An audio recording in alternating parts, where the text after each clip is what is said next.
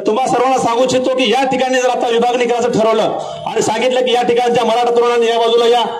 धनगर समाजाच्या बांधवांनी या बाजूला या, वंजारी समाजाच्या बांधवांनी या बाजूला या, ब्राह्मणांनी तिकडं, कोणते समाज इकडं, अशी जर विभागणी केली तर मला नाही तुम्हा सर्वांना निश्चित खात्री असेल की या ठिकाणी आपण जे जमलो 10,000-15,000 संख्येने आपण पूर्णपणे खंडित असू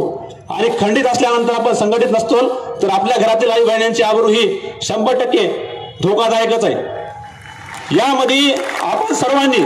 प्राथमिकता एक गोष्ट घेतली पाहिजे, ठरल्याप्रमाणे आपल्या घराच्या चौकटीच्या आत आपण जे कोणी असतो ते असतो, आपली जात कुठली ही आपल्या घराच्या चौकटीच्या आत असली पाहिजे। चौकटीच्या बाहेर पडल्यानंतर इथून पुढे 25 वर्ष जर कोणी विचारलं की मी कोण आहात, आपल्या प्रत्येकाचं उत्तर असलं पाहिजे आम्ही हिंदू आहोत। ही गोष्ट जर आपण सर्वांनी मान्य केली तर आणि तरच या भारत देशाला आपण हिंदुस्थान म्हणून टिकवू शकू।